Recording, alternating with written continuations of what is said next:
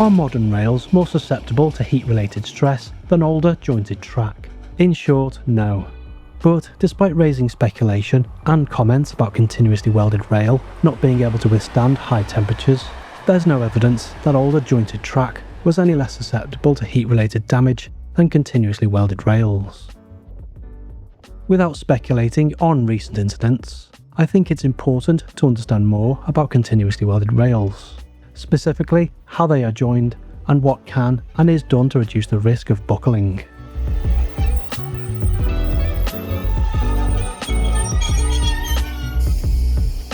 Firstly, what is the difference between jointed track and continuously welded rail?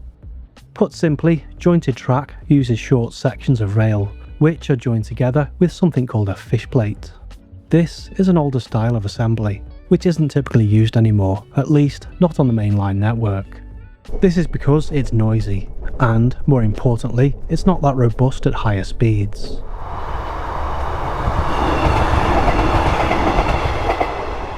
That click-clack sound you can hear is literally the wheels hitting the joints. So you can imagine if you have heavy trains travelling at high speeds over those joints, it can cause damage over time, which can lead to failures.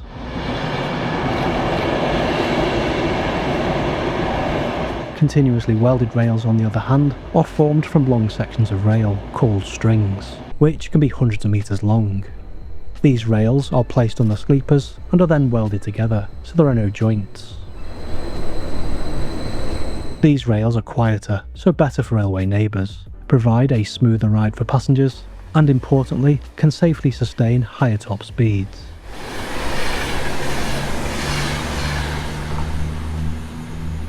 CW rails can be joined using a number of methods, the most common of which is exothermic or aluminothermic welding, which is more commonly referred to as thermite welding. This method uses aluminium powder to fuse the ends of the rail together. It's a tried and tested method which produces an incredibly strong joint, which is effectively as strong as the steel itself. Before being welded, the ends of the rail are pulled closer together, but we'll come on to why that's important in a moment.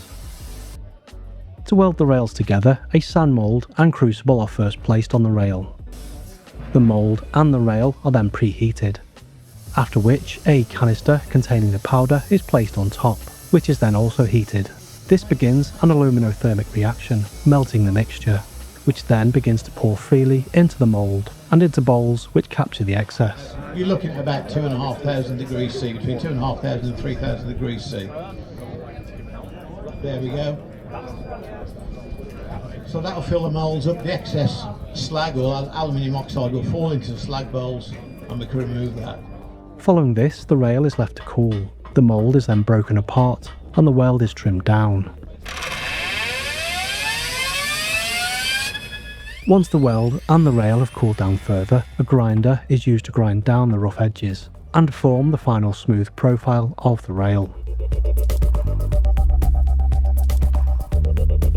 There are other methods of joining rails, such as using flash butt welding, although this requires a large and expensive piece of equipment, as well as a road rail vehicle and trailer to transport and then lift it onto the rail.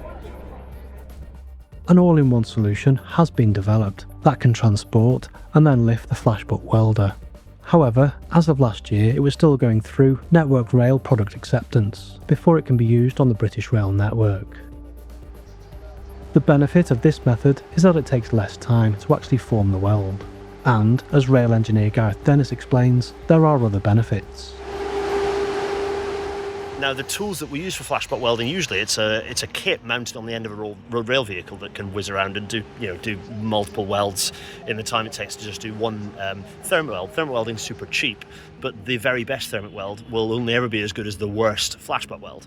The other thing about the kit that allows you to do automatic welding, flash butt welding for example, is that it does what we call stress the rails. Stressing is also carried out during thermite welding, but requires a separate piece of equipment which uses hydraulic rams to pull the rails together. Flash butt welding equipment, on the other hand, simultaneously stresses and welds the rail.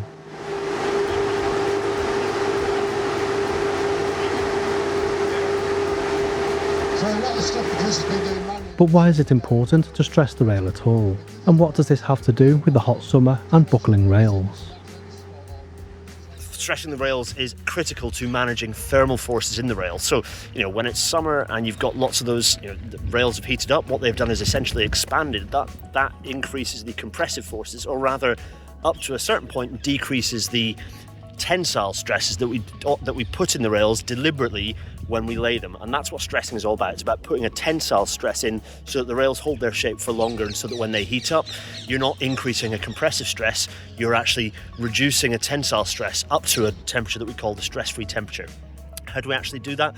Well, basically we take a gap in the rails, we unclip the rails a certain distance either side of that gap, we pull them together, we apply the weld, and in doing so we get a tensile stress. We calculate that distance, the kind of the gap there, that welding gap, work out what that distance is, pull them together, weld them together, Bob's your uncle, you've got stressed rail, and the rails cope up to a very calculated temperature and resist those thermal forces.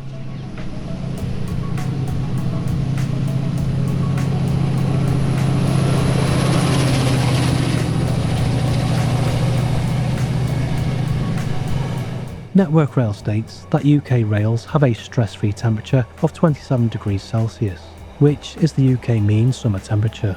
But when the air temperature is 30 degrees, the rail temperature can be 20 degrees higher. So you can imagine, on a long section of rail, the expansion rate can be significant.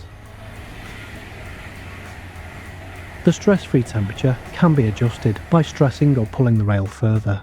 But what we don't want to do is overstress the rail, to the point where the rail could snap during cold weather as the rail contracts.